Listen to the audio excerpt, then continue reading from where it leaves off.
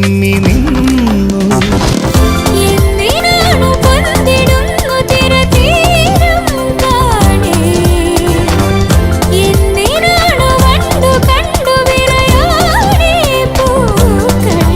പറയൂ മനമേ, ചൊരിയൂ മധുരം പ്രിയതേ.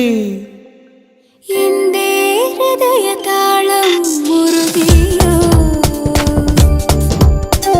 എന്റെ കണ്ണിലിളമീൻ തുള്ളിയോ.